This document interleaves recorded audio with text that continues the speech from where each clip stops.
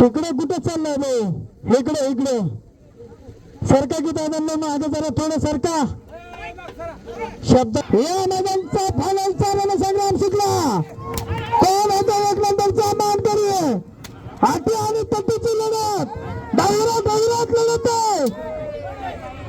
हे दोन गाड्या सुपर फास्ट